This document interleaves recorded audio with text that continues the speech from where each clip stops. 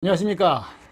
이번 시간에는 이 사주의 용어 중에 육친 혹은 육신이라고 하는데, 물론 이 육친과 육신을 뭐 따로 구분을 지을 수도 있겠습니다만은 사주 용어상 같은 맥락으로 가고 있기 때문에 그냥 육친 혹은 육신이라고 볼 수가 있겠습니다. 그래서 이 육신 중에 뭐 십신이라고도 하죠. 10개를 이야기를 하니까 십신이라고도 하고 육친이라고도 하고 육신이라고도 하고 다 맞는 이야기가 되겠습니다.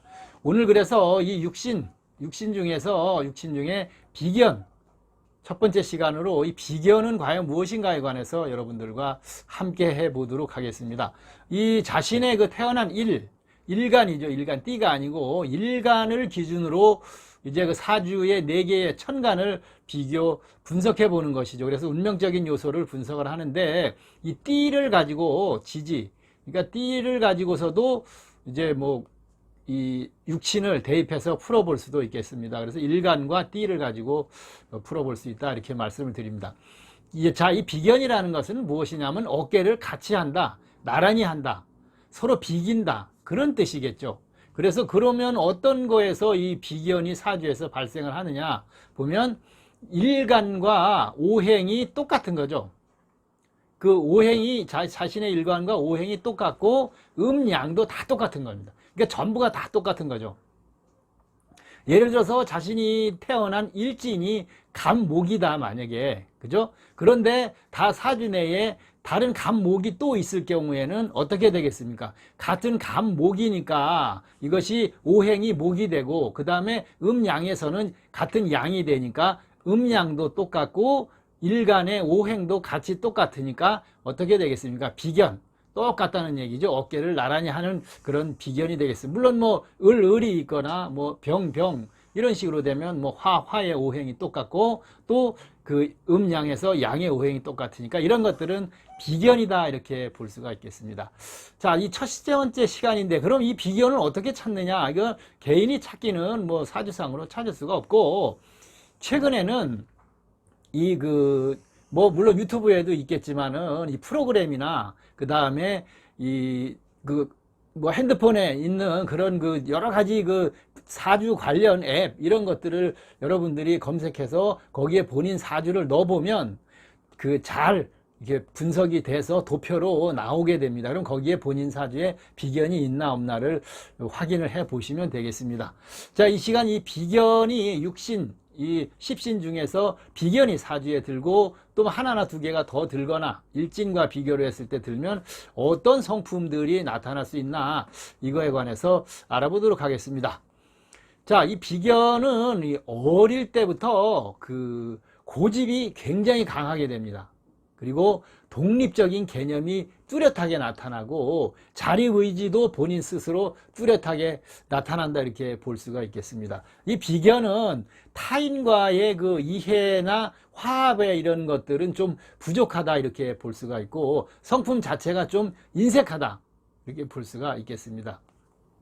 이런 것들, 타인과 이해와 화합이 부족하고 인색한 이런 성품들이 이 비견의 사주를 가진 분들에게는 어떤 결함이 될 수도 있기 때문에 이런 것들은 주의해서 피하시는 게 좋겠죠. 자존심도 굉장히 강하고 그 다음에 독단적인 판단을 하게 됩니다. 그리고 이를 또 스스로 강행하는 그런 경향이 있습니다. 그래서 이런 것들은 좋을 때는 좋은 그 방향으로 나가지만 어떤 그 화합이나 이런 걸 해야 할 때는 서로 조화가 잘 안 되는 경우가 있으니까 잘 융화에 노력을 해야 한다, 이렇게 볼 수가 있겠습니다. 비견이 겹쳐들 수가 있죠. 하나가 아니고 뭐 두 개, 심지어 3개까지도 이 비견이 이렇게 많이 들면 형제 간에 우애가 없게 되고, 친구와도 인연이 의리 이런 거를 저버리는 경우가 있어서 주의해야 합니다. 이런 것들은 스스로 알고 고쳐 나가면 되겠죠.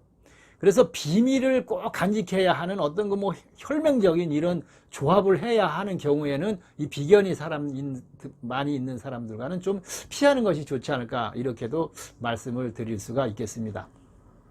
이 비견은 정인, 그 다음에 편인, 이런 것들이 동주하면 이 비견의 그 영향이 더 크게 나타날 수가 있습니다. 그 다음에 관, 정관, 편관이 이제 같이 들면 오히려 또 이 강한 이런 비견의 성품들을 유해하게 이렇게 부드럽게 할 수 있다, 이렇게 말씀을 드릴 수가 있겠습니다.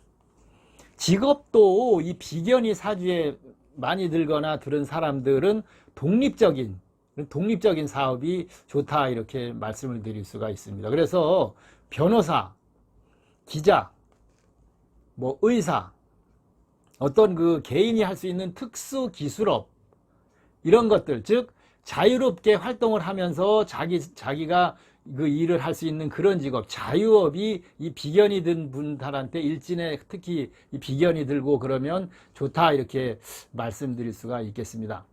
비견은 또 이 그 형충파해라는 그 사주 용어가 있겠죠. 형살, 충살, 파살이 같이 들면 그러고 이런 것들을 굉장히 싫어합니다. 서로 맞지를 않고. 그 다음에 그러면 그런 것들이 들어서 서로 맞지 않는다는 얘기는 형제와 또 친우와에도 도움이 잘 되질 않는다, 잘 맞지 않는다, 이렇게 볼 수가 있겠습니다. 그래서 이런 것들은 굉장히 주의해야 합니다. 비견이 들으신 분들은.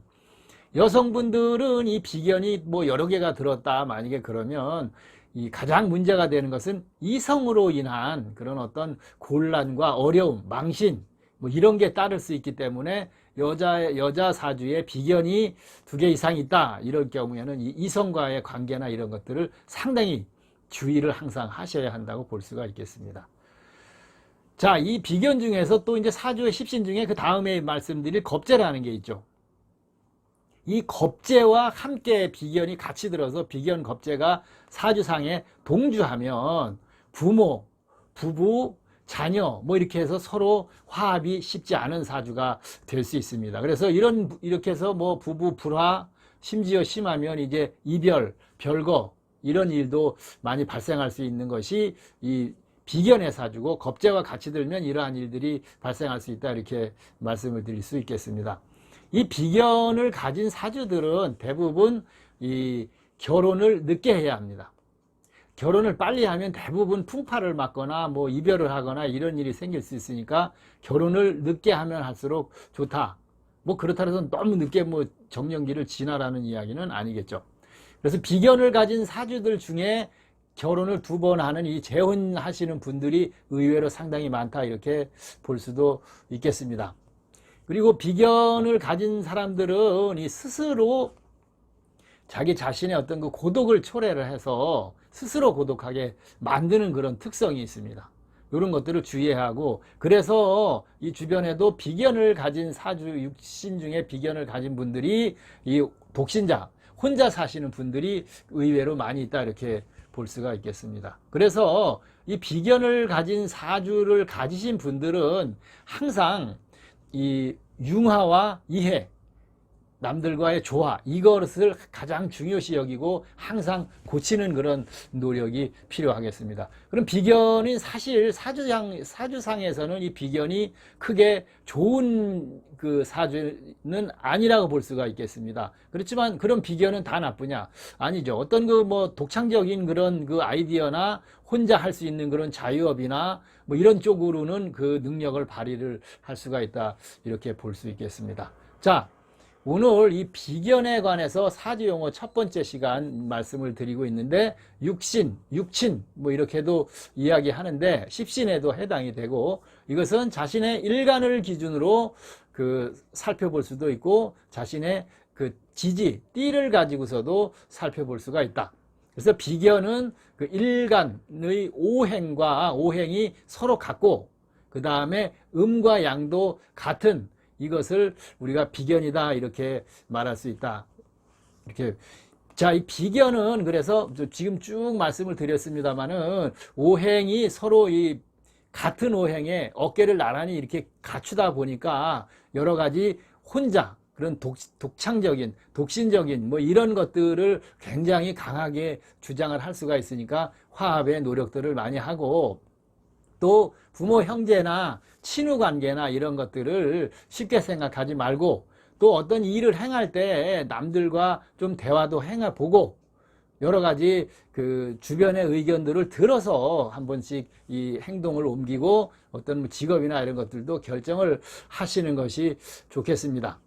자, 이 시간 그 육신 중에 비견, 첫 번째 시간으로 사주의 비견은 어떤 것인가에 관해서 여러분들과 함께 이야기를 해봤습니다.